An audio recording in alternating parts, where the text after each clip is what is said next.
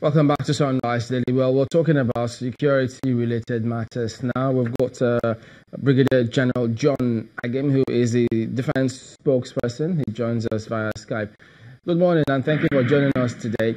You've been talking about this report by Amnesty International. Let's get your perspective, actually, on what you think of those reports. Did you actually say that they, as a group, are working against the interest of this country? Yes, that is what I said. So how is this the case? Because Amnesty International, they don't collaborate with the military, and they have a narrative that has been very consistent, not minding whatever thing we need to correct.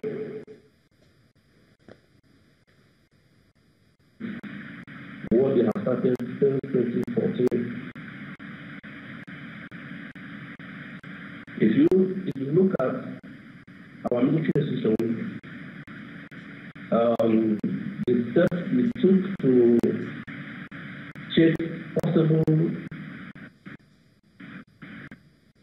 of human rights by our military personnel, it has never been acknowledged, has never been appreciated, and whenever, if we check enough, whenever we are having upper hand in the fight against insurgency, they come on with reports about how we are violating human rights.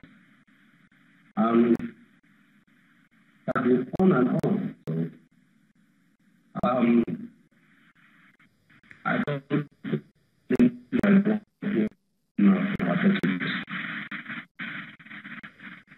Okay, well, we're just hoping that it gets a little clearer so that we can just get a smooth flow of that one. But if I gleaning from some of what you just said here, but if we're signatories to the Geneva Convention and several other conventions, aren't we under obligations to ensure that we do not violate code of conduct and operations while the military goes in the fight against insurgency? And if we haven't violated any of those, should we have any reason to bother about the report? Yeah, we have I think right now we don't think about the report. It's just because when people begin to ask questions, there are some procedures and external laws within the military that check possible excesses of our military personnel. For instance, we have the standing court martial in the Northeast and other places.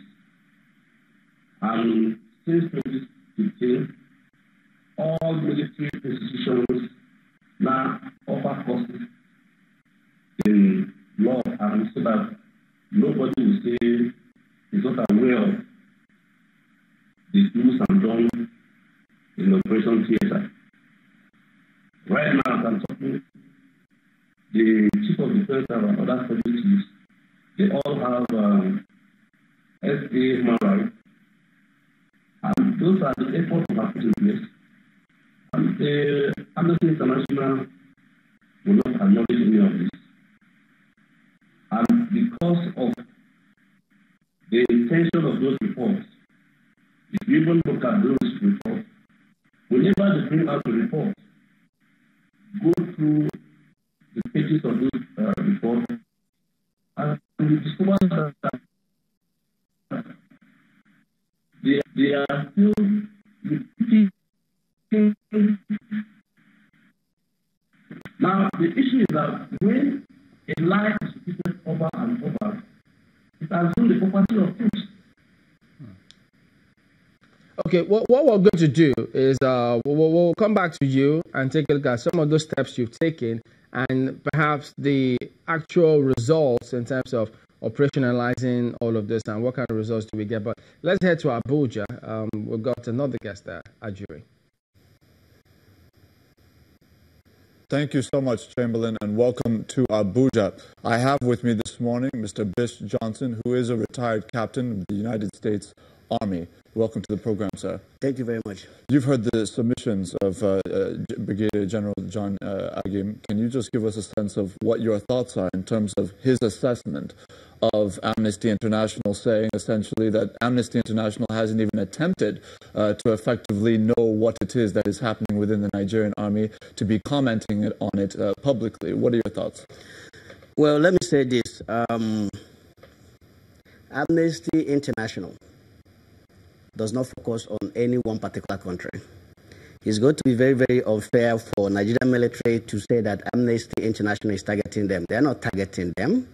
These people release reports every year on virtually every country on the face of the planet. You saw what happened in Yemen. They are blasting the Saudis and the Emiratis for what they are doing in Yemen. You saw what happened in Myanmar, where the army sacked the Rohingya people and forced them into refugees in neighboring countries. Even the United States is not spared by Amnesty International. You are aware that in Iraq, a brigadier general took a hit. Brigadier General Kapusky, who was in charge of the unit that manned prisons in Iraq, when that picture and video came out, she took a hit. She was not only relieved of her command, she was demoted to a colonel. So what I will expect Nigerian military to do is, when these reports come out, anything that is on that report that they are not satisfied with, invite Amnesty, sit down with them, and try to pinpoint to them, look, this thing you wrote here is incorrect, that one is incorrect, that one is incorrect. Provide them with evidence why they believe that they are incorrect. So if we, instead of us trying to debunk everything they write and just jettison them like that. Look, the military in every country is a professional organization. We don't just go out and carry out operations like that. We operate by code of conduct. You've heard about the Geneva Convention. There are laws of war. There are rules of engagement. Anytime you deviate from any of those conventions, you are going to be held accountable to it. It's important to note here that we did invite Amnesty International, a representative of Amnesty International, to come and discuss this matter this morning in conjunction with the Brigadier General, but unfortunately they were unable to come in this morning. Hopefully we will be able to bring them in the future.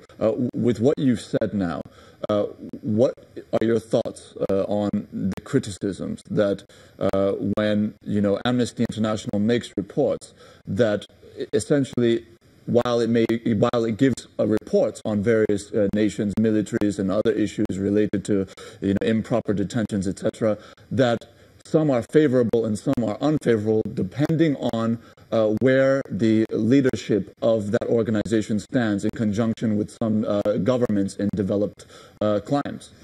Well, I don't believe that their report is based on their leadership and some other governments and some other clients, because they give the same report on these so-called governments that you're talking about. They have not spared America. Look at the report that they write about the United States. They don't spare America. So I don't believe that report is not something that one man will sit down and write. This is a report that they take time to gather intelligence, gather evidence, gather information. And it's something that is done collectively. It's not a one-man show. But if the military, the Nigerian military, is saying that they've opened their doors to Amnesty to come and essentially take whatever assessments they want to take, and they're not being met with a commensurate level of collaboration and engagement, does that not speak to something? If the military continues to lambast them and blast them every time they issue a report, you discover that the atmosphere won't be conducive for them to have any meaningful discussion. If the military wants to engage these people, they should stop going in public and lambasting them and blasting them all the time. So it's something that they have to write them officially. Maybe there shouldn't even be cameras there. You sit down with them, you point out those areas that you think that they are not reporting very well, and then give them evidence why you think that what they wrote there is incorrect. Let's get the thoughts of the Brigadier General.